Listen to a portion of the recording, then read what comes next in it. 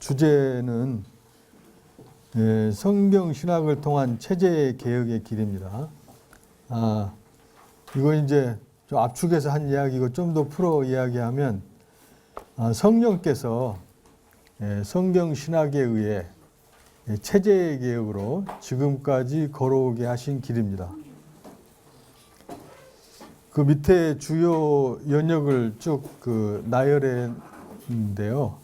이것은 이제 우리 실무장로회에서 성경신학 공부를 하게 된 그 내용을 중심으로 이렇게 주요 연역을 표현한 겁니다. 1977년 11월 13일에 장안주영교회가 42년 전에 설립되었고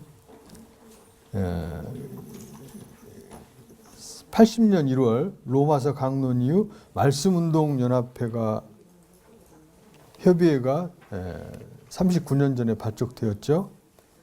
그 후 이제 약 24년 전인 1995년 이미 출간된 바 있는 성경 강론집 1권이 28년 만에 수정 보완되었고 그 후 2010년 12월 9일 체제개혁 총론 특강을 시작으로 기존 교회 조직 체계에서 성경 중심으로의 큰 변혁이 시작되어 재단법인 성경신학연구소가 이제 9년 전에 설립이 되었습니다. 2011년 약 8년 전에 제46회 말씀운동 연합사경회에서 체제개혁 공부를 시작하게 되었고요. 이듬해 2012년 12월 5일 교회 체제개혁 총론 초안이 발간되어 약 30시간의 특강을 실시하였습니다. 그 2013년 6월 1일 성경신학을 바르게 전송하고자 제1회 우리 이제 기지업 총회를 개최하게 되었죠. 6년 전입니다. 그 2014년 성경신학 죽창자이신 박용기 원로에 의해서 성경신학 총서가 5년 전에 완간이 되었고 같은 해 10월 13일 기독교 지도자협의회 제1회 포럼에서 교회 교육계획이 제창되어 토론회를 개최하였습니다. 이듬해 15년 10월 9일 제2회 기지업 포럼 충주 아이템플에서 교회 체제개혁의 평가와 과제, 성경신학의 완관과 차세대 교육 방안, 기지업 종교단체 기구화의 필요성과 이념 확인의 그 모임을 4년 전에 개최하였습니다. 여러분들 기억나시죠? 네. 이런 과거가 있기 때문에 우리 현재가 있는 것이죠. 그래서 이제 드디어 이제 3년 전 2016년 9월 3일 우리 기지업 실무장로회에서 자체적인 성경 강론 성경 공부 모임을 시작하였습니다. 같은 해 10월 1일 종교개혁 500주년을 맞아 교회는 왜 어떻게 개혁되어야 하는가라는 교회 개혁론 책자가 발간되었고 2017년 1월 1일부로 주일학교 교사 자원자에 대한 강제 면접을 시행하게 되어서 미임명된 교사로서 이제 교회 학교가 분립 운영되었습니다. 그런 이제 그 아픔의 과정이 3년 전에 있었죠. 그리고 올해 이제 4월 초에 그 의미분석 성경 개론 중국어판이 2000부 발행된 이후에 성경신학 총서 창세기 중국어판 발행이 시작되었죠. 그리고 금년 4월 달에 이 자리에서 제7회 기지업 포럼에서 그 언약 성취적 성경신학과 전통신학과의 대화의 시간을 여기 오신 그 목사님들과 같이 나눴습니다. 그리고 최근 들어 9월 30일 그 호쿠마 하우스 교회당을 우리 장안중앙교회 사용하고 있는데 장안중앙교회 명칭과 그 주소를 무단으로 사용을 금지하는 통보서를 접수받았습니다. 그래서 그러한 과정에 현재는 오늘 차세대 국방선교와 세계를 향한 세워져가는 그리스도의 몸된 교회를 바라보고 있습니다. 성령께서는 이렇게 상기의 어려운 과정들 속에서도 교회 개혁의 수순으로 올바른 성경 교육에 의한 건전한 체계가 구축되어지도록 기지업 실무장로로 교회로 협의회로 하여금 지난 16년 9월 3일부로 자체적인 성경 공부 모임을 시작하게 되었습니다.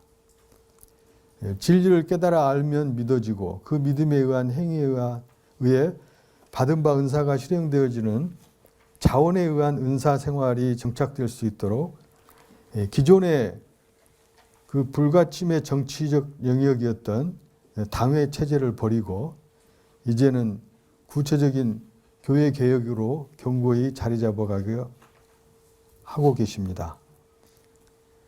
그 만 3년 동안 진행되고 있는 성경 공부가 신약의 예수에 의한 성취인 마태복음을 시작으로 하여 1년 만에 요한계시록을 마치고 지금은 구약의 섭리를 통한 언약을 지나 찬양을 통한 언약인 욥기를 지난주에 마쳤고 지금은 시편을 공부하고 있는 중에 있습니다. 그리하여 이제는 장안중앙교회의 최저계획의 수준이 약 60-70%에 이르렀다고 말하고 있습니다. 그럼 이 시간에는 그동안 배운 욥기를 통해 계시된 여호와 하나님의 전능성을 살펴보고 이 세상 사람들과 또 일부 기독교인들이 말하고 있는 의로함 무엇인가에 대해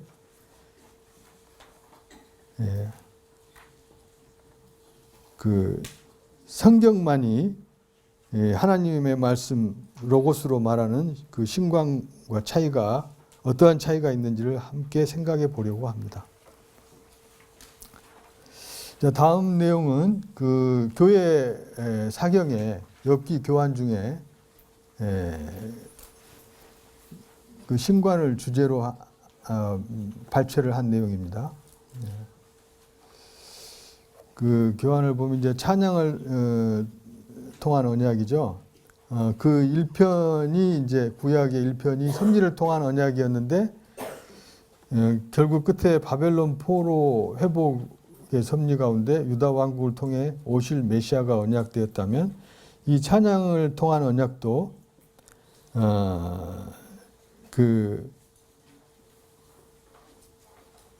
하나님께서는 그 역사 섭리의 과정을 통해서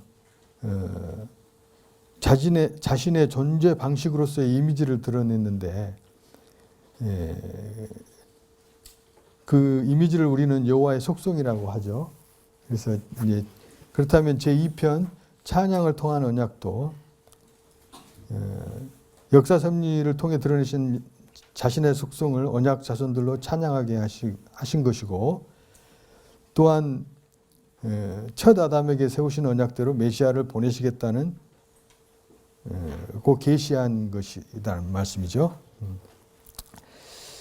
이렇게 찬양하게 하신 5가지 속성은 전능성, 신실성, 주권성, 영원성, 자비성인데 욥기는 작정하신 뜻에 따라 망하게도 하시고 흥하게도 하시는 여호와의 전능성이고 시편은 작정하신 뜻에 따라 언약하신 말씀대로 성취되기를 기원하게 하셔서 언약대로 이루어 주시는 여호와 하나님의 신실성에 대한 찬양이고 잠언은 지혜를 주관하셔서 그 왕가를 세우고 세우신 나라를 다스리시는 여호와 하나님의 찬양,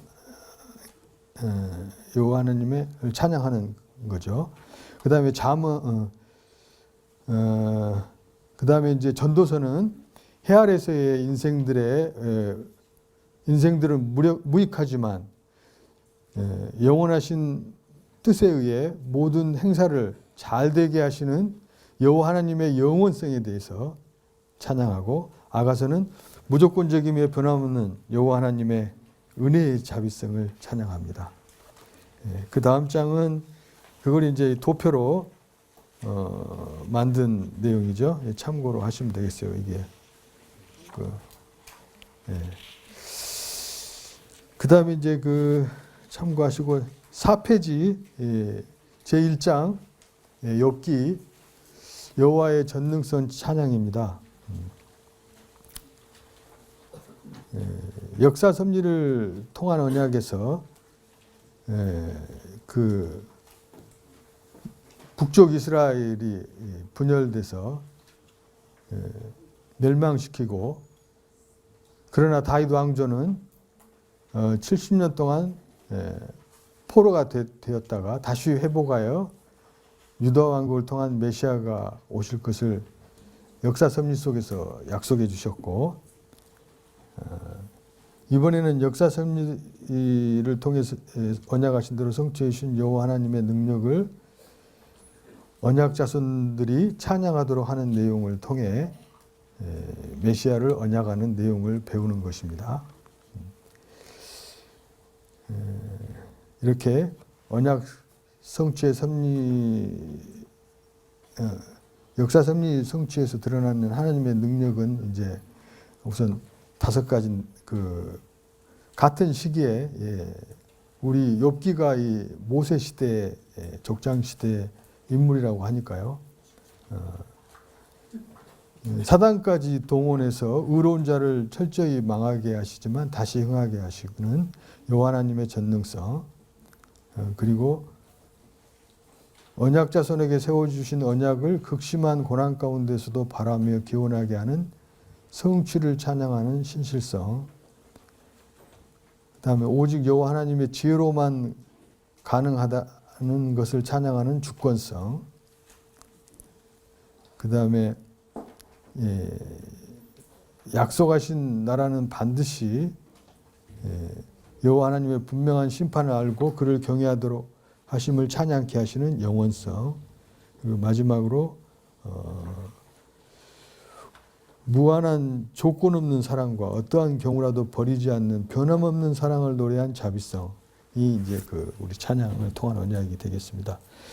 그 중에서 먼저 욥기는 여호와 하나님의 욥의 극적인 생애를 통해 계시하시는 여호와의 전능성에 대한 언약 자손의 찬양 내용이고요. 오늘은 그 중에서 뜻대로 하시는 여호와 하나님이 성경을 통해 말하고자 하는 의라는 무엇인가에 대하여 이 세상 사람들과 일부 교회에서 말하고 있는 신관과 어떠한 차이가 있는지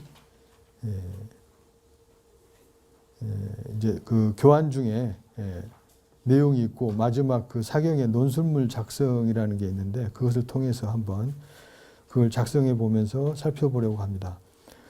어제 그 김상장 그 집사님이죠, 포항 성진교회, 그분도 그 신관의 차이를 이렇게 배워서 이렇게 대응할 수 있었던 것처럼 저희 이제 장로회 성역공부 모임을 통해서도 그걸 공부하면서 이제 느껴지는 게 나중에 이야기하려고 했는데 결국 그 장안중앙교회가 교회 간의 차이로 인해서 분열됐다면, 교회관이 다르다면 그 성경관도 다르고 신관도 다른 거 아닌가 하는 그런 생각을 갖게 됐어요. 그래서 또 이 세상 사람들이 지금 대부분 말하고 있는 정의란 무엇인가, 의란 무엇인가에 대한 우리 성경적인 우리의 주관을 가지고 있어야 되겠다는 생각도 들고요. 이제 그 우리 사경의 교환에 보면 그 논술물 작성 그 질문이 있습니다. 여호와 하나님의 역사 섭리에서 사단은 어떠한 존재이며 하는 역할이 무엇인가? 그리고 욥의 네 친구들의 주장과 욥의 주장이 각각 어떻게 다른지 적어보고, 여호와 하나님께서는 욥에게 무엇을 책망하며 무엇을 깨닫게 하시는지 적어보자. 이거 학생들도 쓰는 문제예요.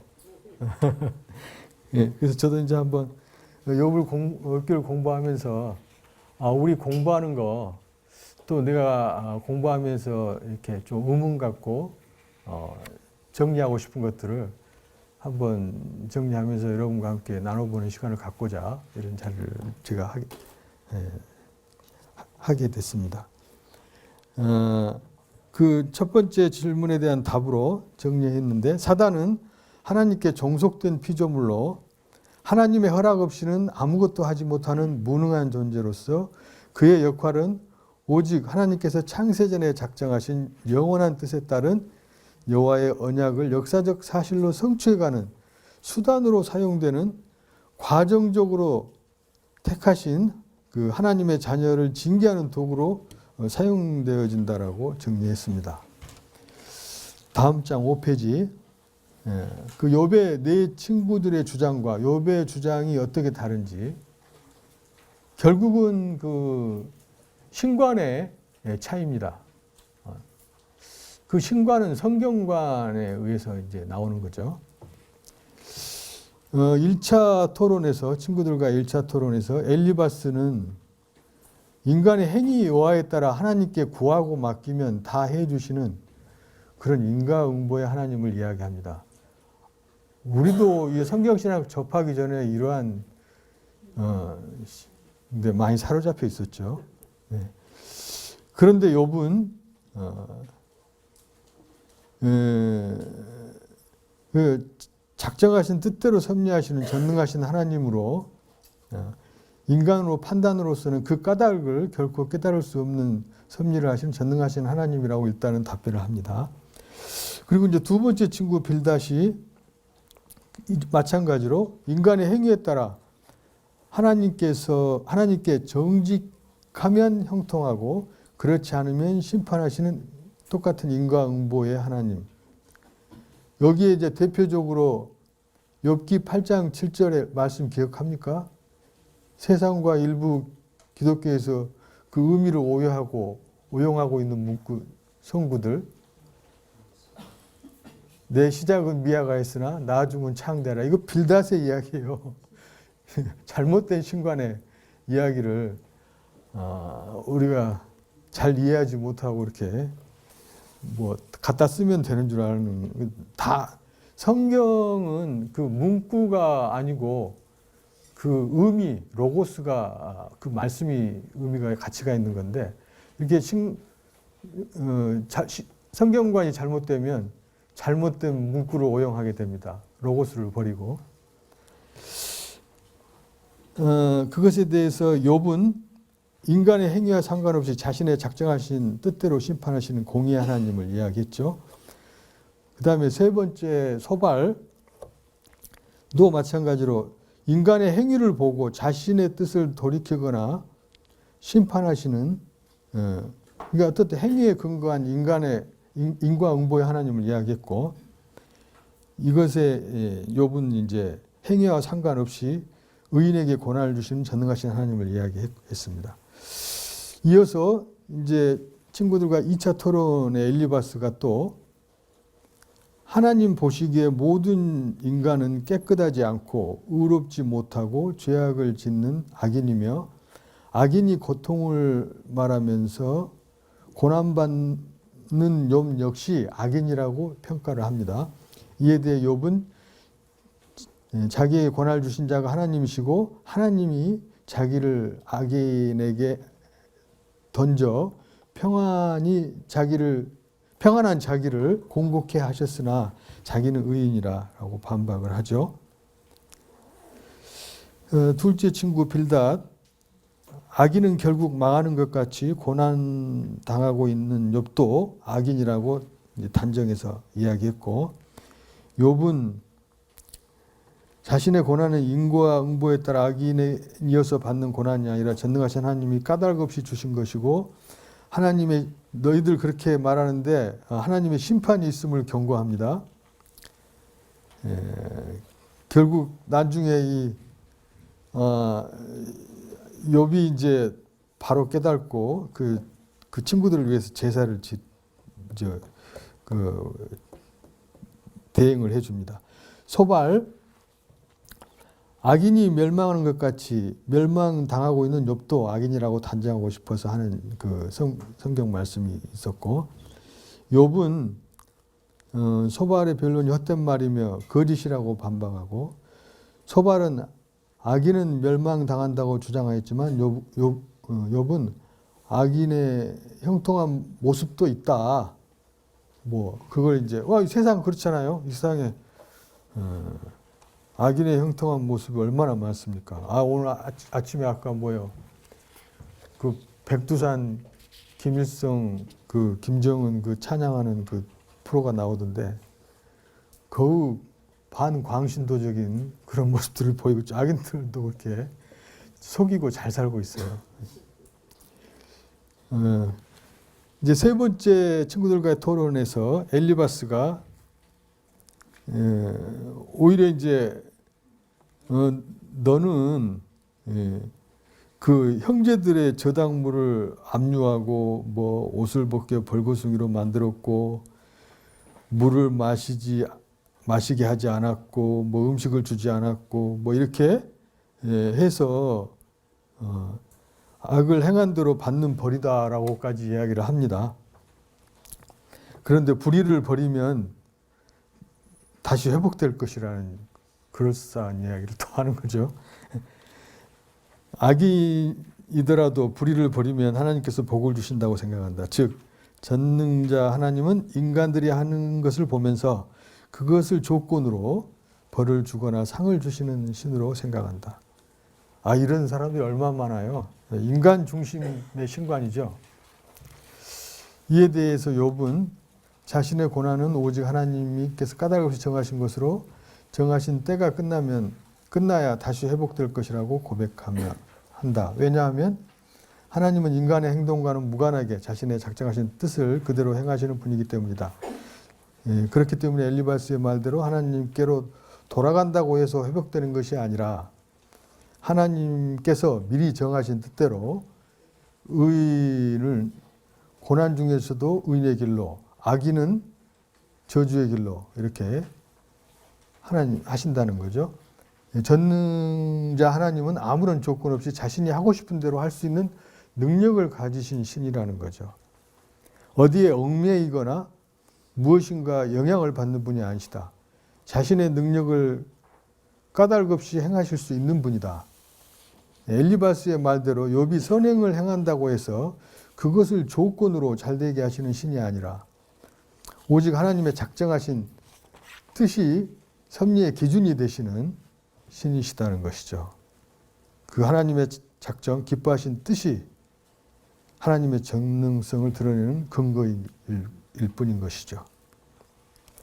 이것에 대해서 이제 두 번째 친구 빌닷, 욥의 고난은 불결한 인간에게 온 것으로 욥이 죄악으로 인해서 저주를 받았다고 했고, 욥은 아니다, 기쁘신 뜻대로 의를 빼앗고 영혼마저 비통하게 하신 전능하신 분이 살아계시기 때문에 일어난 것임을 이제 주장을 했습니다. 여기에 이제 마지막 친구 엘리후가 가장 나이가 어린 젊은 친구예요. 그 엘리바스에 비하면 그 아들뻘도 안 되는 아주 젊은 친구가 나와서 호통치면서 크게 이야기하는 부분이 나오던데, 도대체 뭐들 하고 있느냐, 내가 정리하겠다라고 이제 해서 이야기를 하는데, 하나님은 사람을 교훈해서 멸망치 않게 하시는 분으로 사람이 징계로 고통을 받더라도 그가 하나님께 기도하면 그를 회복시키는 분이다. 인간이 행한 대로, 인간이 행한 기도에 따라 행하시는 기도 만능인 거죠. 악인은 욥에게 그 행위대로 고난을 주신 것은 하나님의 공이다. 하나님의 공의는 사람이 하나님의 훈계에 청종하여 섬기면 형통하게 하시고 사람이 그 훈계에 청종하지 않으면 멸망시키는 것으로 보는 거죠. 그럴듯해요. 즉 악한 자는 멸하고 의인에게는 형통을 주시는 분을 공의 하나님으로 안다. 인간의 행위에 따라 섭리하시는 이것은 상대적인 공의, 곧 인본주의적인 공의인 것이죠. 이것은 절대자이신 하나님의 공의를 보편타당한 그 일반 상식을 가진 그런 상대적 존재인 인간 이성으로 수납되는 인과응보의 공의로 전락시킨 것입니다. 그러나 욥의 주장은 절대자 하나님의 작정하신 뜻에 따라 섭리하시는 절대적인 공의, 곧 신본주의 공의. 그래서 상대적 존재인 인간으로서는 도저히 깨달을 수 없는 그 하나님의 공의인 것이다 하는 거죠.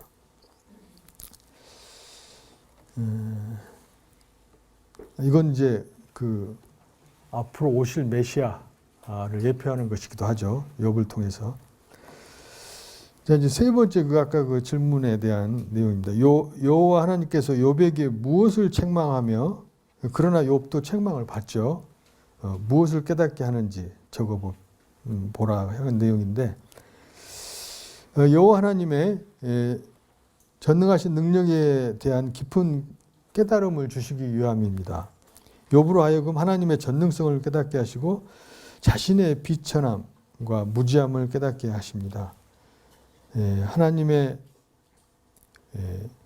판결을 무시하고 하나님을 불의하다고 심판할 수 있느냐? 그 탄식하는 그 고백을 많이 했죠. 즉 여호와 하나님께서 스스로 정하신 기뻐하신 뜻에 따라 행하신 일이 모두 의로우시기 때문에 작정하신 뜻대로 심판해도 하나님을 불의하다고 인간이 심판할 수 없다는 뜻인 거죠. 이것은 욥이 까닭없이 자신에게 고난을 주시는 하나님의 섭리의 정당성을 규정하려는 것이 하나님을 판결하려는 것이며 하나님을 불의한 자로 여기는 거죠. 이게 주객이 바뀐 거죠. 욥을 만들어주니까 만들어준 거 감사해도 지금 부족할 판에. 욥이 그렇게 할 수 없음을 강조한 것으로 교만한 자를 주관하시는 여호와 하나님의 위대하신 전능성을 깨닫게 하시고 피조물인 욥의 무능력을 깨닫게 하시는 데 있다. 그러면서 하나님이 지으신 이제 그 베헤못 하마와 리오아단 악어도 마음대로 이제 제지할 수 없는 우리가 자연계를 보면 그렇게 보이죠. 무능한 한 인간이 그 동물을 지으시고 주관하시는 전능자 하나님과 맞서서 하나님께서 하시는 일에 대하여 변론할 수 없는 존재임을 절실히 깨달아야 됩니다. 따라서 만사 만물을 주관하시는 여호와의 섭리로 되어진 욥의 고난으로서 하나님은 모든 것을 하실 수 있으시며 하나님의 어떠한 계획도 저지될 수 없음을 안다고 고백을 했죠. 나중에 여호와 하나님의 무소불능 무엇이든지 할 수 있음을 인정하며 고백하도록 섭리하셨습니다. 욥은 자기가 깨닫지 못하고 너무 기묘하여 알지 못하는 것을 말하였다고 하면서 자기가 알지 못해서 묻는 것을 깨달아 알게 해주시도록 내가 뭘 모르는지도 모르겠다. 그걸 깨닫게 해달라고 이제 강구하게 됩니다. 그게 바른 자세죠. 욥으로 귀로 듣기만 하였던 하나님을 눈으로 볼 수 있을 만큼 하나님에 대한 지식이 성숙하게 이제 되어서 자기의 무지에 대해 스스로 경멸하면서 티끌과 재 가운데서 여호와께서 자기의 잘못을 회개한다라고 고백하도록 섭리하게 해주셨어요. 이러한 욥의 회개는 하나님께서 선악간에 어떠한 일이라도 다 하실 수 있다는 사실을 솔직히 인정하지 못한 죄. 근데 저도 그 박비용 영화에서 기억나는 게 세월을 낭비한 죄라고 그거는 이야기했는데 그거는 하나님을 모르는 죄입니다. 그리고 솔직하게 인정할 수 있는 능력조차도 욥에게 있지 않는 무능한 존재. 그 하나님을 인정할 수 있는 능력도 자기에는 없다는 그런 이제 무능한 것을 솔직하게 고백을 한 거죠. 하나님께 하시는 일은 선악간에 어떠한 경우라도 한가할 수 없다는 사실을 몰랐던 것이죠. 욥의 세 친구의 잘못은 용서해 주시고 또 하나님은 절대적으로 보면 엘리후 마지막 그 젊은 친구 엘리후의 잘못은 용서하지 않으신 것을 보여줘요. 그 욥이 대신해서 제사를 이제 여호와께 드렸는데 이처럼 여호와께서는 인간의 행위의 조건에 아이 또 똑같은 네 사람인데 왜 세 사람은 그 욥을 통해서 그 사하시고 엘리후는 또 그러니까 행위의 조건에 따르지 아니하고 여호와의 작정하신 뜻에 따라 용서하기도 하시고 용서하지 아니하게도 하시는 주권자이시고 전능하신 분이시며 여호와 하나님은 까닭 없이 오직 작정하신 뜻에 따라 섭리하시는 전능한 분이시다는 거죠. 하나님께서 인간으로 하여금 강팍게 하시죠. 하셔서 범죄케 하신다 하더라도 인간은 하나님께 항변할 수 없다는 거죠. 하나님께서 온 우주 안에 일어나는 온갖 일을 다 주관하시며 섭리하실 뿐만 아니라 이 땅에 일어나는 전쟁과 평화를 비롯해 민족 국가들의 흥망성쇠는 물론 개인의 일생에서 일어나는 선악간의 온갖 잡다한 모든 것을 주관하시며 섭리하신다. 엄청난 베이스인 것 같습니다. 육에 속한 행위나 영에 속한 행위의 일체도 하나님께서 주관하고 섭리하신 것이죠. 사단 그랬으니까요. 여호와 하나님께 대한 지식은 인간 스스로의 이성적 능력으로 연구해서 깨달아 알 수 있는 것이 아닌 거죠. 전능자 하나님 스스로가 깨닫게 해 주셔야 알 수 있는 것이다. 예. 따라서 여호와 하나님께 대한 지식은 인간 스스로의 이성적인 능력의 연구 결과로 얻어지는 것이 아니라 여호와 하나님께서 스스로의 영광의 계시를 통하여 깨닫게 하시는 은혜의 결과일 뿐인 것이죠. 여호와께서 욥에게 직접 가르쳐 주신 지식은 욥의 생애와 천지 만물을 전적으로 주관하시는 여호와의 권능의 영광을 직접 눈으로 보며 파악한 이제 절대 직관적인 성숙한 지식에 이르게 하신 거죠. 욥은 하나님께서 직접 그의 생애와 피조 세계에 대한 섭리를 직접 보고 파악하도록 섭리해 주심으로써 하나님의 섭리에 대한 직관적인 성숙된 지식을 얻게 된 것입니다. 여호와 하나님께서는 악에서 떠난 욥을 까닭없이 사단의 속에 망하게 하신 전능성과 작정하신 뜻대로 욥의 생애를 주관하신 전능성과 망한 욥을 다시 흥하게 하시는 전능성. 모든 게 전능성인 거죠. 망한 거나 흥한 거나. 또 욥의 극단적인 그 생애는 곧 이스라엘 택한 백성의 극적인 역사에 대한 축소판이기도 하고요. 그리고 앞으로 장차 오실 메시아가 십자가에 죽으셨다가 부활하실 것에 대한 예표로서의 모형과 그림자이시기도 한 거죠. 따라서 악에서 떠난 욥의 극적인 생애를 통해 계시하신 여호와의 전능성에 대한 언약자손의 찬양 내용은 장차 오셔서 죽었다가 부활하실 메시아에 대한 예언적인 성격. 구약은 전부 오실 메시아, 역사 섭리를 통해서 찬양을 통해서 그다음에 선지자 예언을 통해서 그 메시아의 예언적 성격을 띠는 것이 맞는 거죠. 자, 이렇게 여호와의 전능성 찬양을 공부하고 난 소감입니다.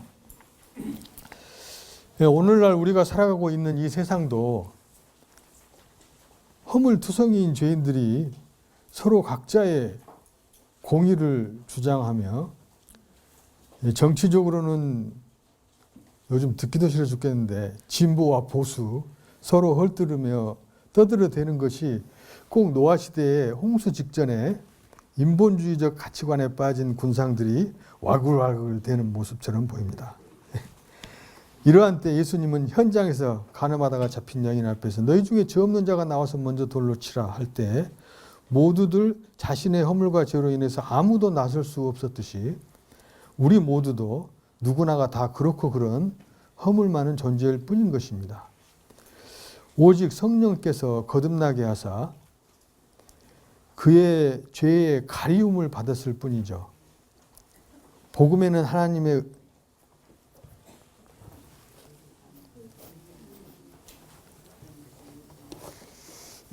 요즘 이제 그 우리 중서 모임에서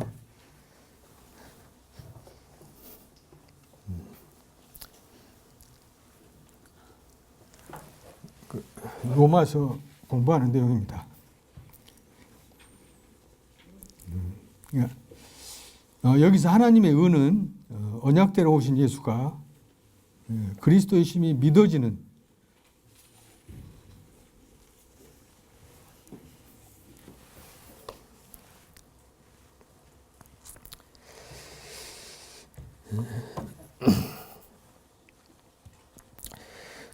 또한 성경신학이 주창되어 전파하고 있는 장안중앙교회마저도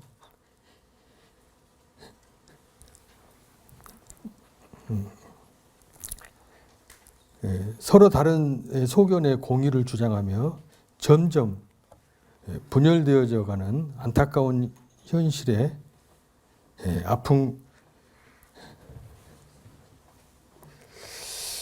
과정을 겪으면서 욥의 내 친구들의 주장과 같이 서로 각자가 알고 있는 공의의 신관이 성경적 기독교에서 말하는 신관과 과연 어디서 어떻게 달라졌는지 그 차이를 바로 알아가며 정립하고 또한 싶어졌습니다. 그리고 이같이 교회가 분열된 원인이 분명 교회 간의 차이였다면 선행적으로 기독교 진리의 원천인 성경관에 의한 신관도 분명한 차이가 있으리라는 생각이 들었습니다. 그리하여 이제 이번 기회에 다시 한번 성경적 기독교 책자에서 언급된 그 신관의 내용을 바로 정립하여 어떠한 선행의 조건이 아닌 오직 하나님 자신의 작정이 근거와 기준이 되시는 그 의란 무엇인가를 재정립하고자 합니다. 그래서 기독교 성경관에 보면은 그 여러 가지 성경도, 성경에는, 그 다음에 성경은,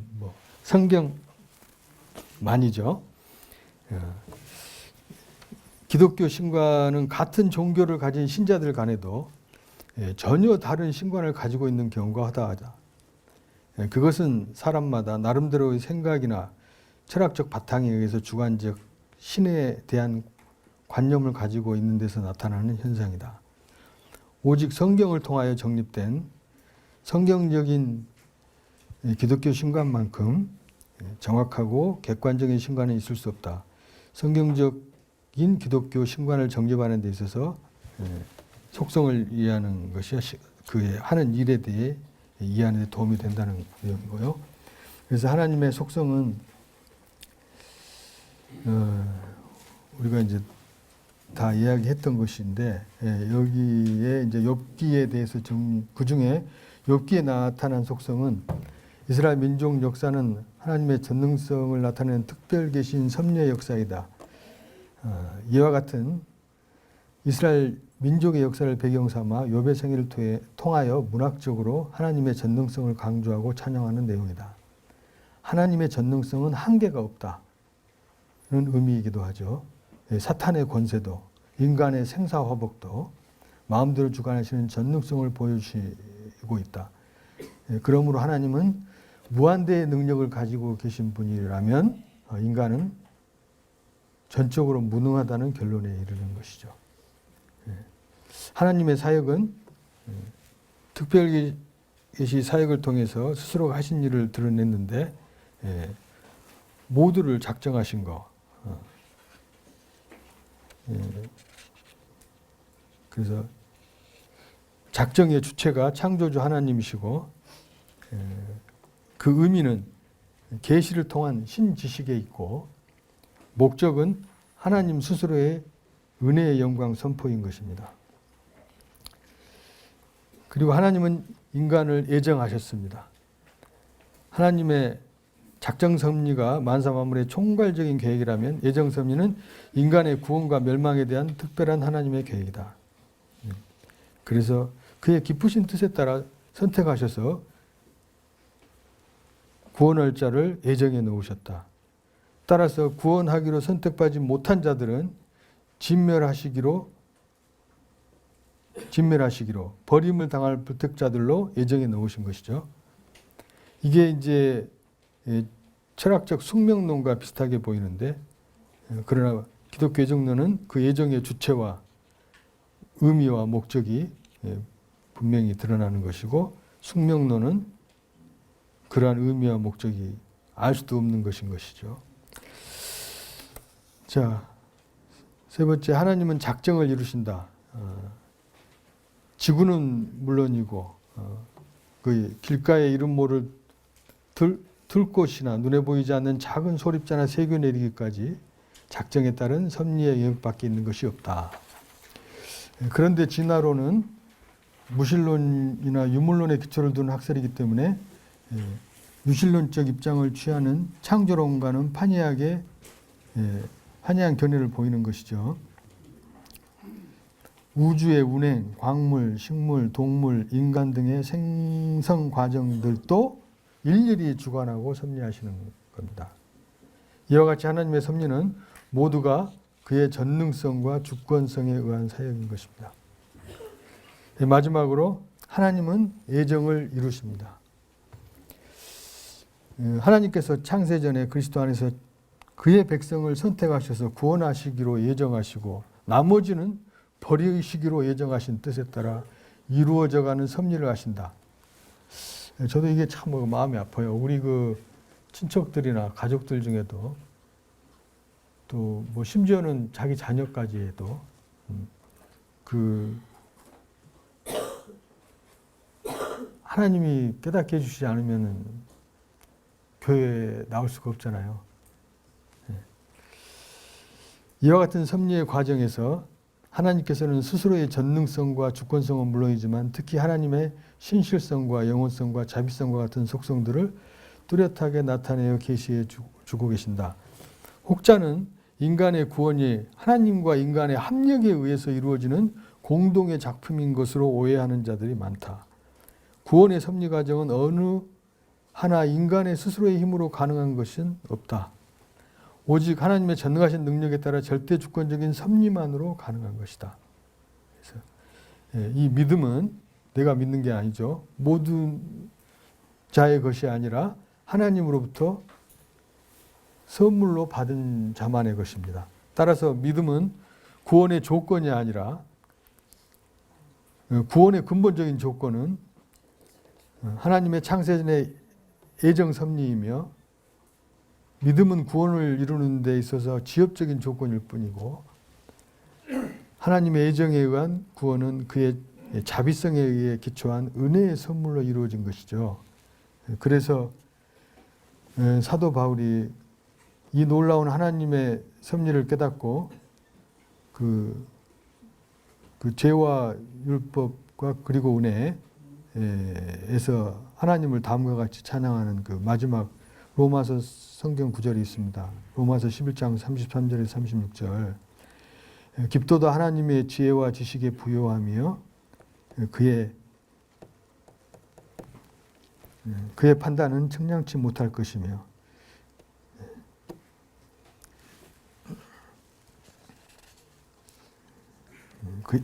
그의 길은 참 찾지 못할 것이로다.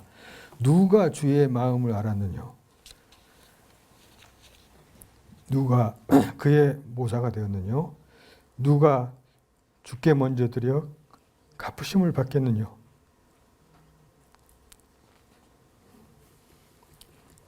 이는 만물이 주에게서 나오고 주로 말미암고 주에게로 돌아갑니다. 영광이 세세에 있으리로다. 그에게 있으리로다. 이런 말씀 있죠. 이상과 같이 욥기와 성경적 기독교에서 말하는 신관에 대해 공부한 결과 사실상 모든 인간은 하나님의 예정 섭리 가운데 자유의지란 없는 것이며 우리가 살아가고 있는 이 세상의 모든 것은 하나님의 영광을 드러내시는 그 계시로서의 깨닫게 하시는 그 신지식에 의한 은혜의 선물인 것이죠. 그러므로 이 세상과 일부 기독교에서 말하고 있는 인간의 행위에 따라 섭리하시는 상대적인 인본주의적 공의로서의 의란 무엇인가는 성경에서 말하고 있는 절대자 하나님의 작정하신 뜻에 따라 섭리하시는 절대적인 공의, 신본주의적인 공의와는 거리가 멀죠. 그 하나님의 의와 진리의 거룩함과는 근본적으로 거리가 먼 겁니다. 따라서 우리는 에베소서 그 4장 21절에서 24절, 우리가 저 교회가 이제 분열돼서 저쪽 교회에서 우리 장안중앙교회 이름과 주소를 사용하지 말라고 해서 마지막에 우리 저 심재명 장로님이 그 다른 코멘트에 성경 말씀입니다.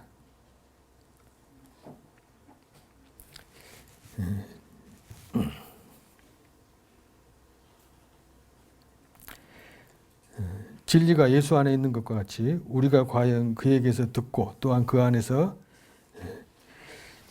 했을 텐데 우리가 유혹의 욕심을 따라 썩어져가는 구습을 쫓는 옛사람을 버리고 오직 심령으로 새롭게 되어 하나님을 따라 의와 진리의 거룩함으로 지음을 받은 새 사람을 입음으로써 그리스도의 몸된 교회의 지체가 되어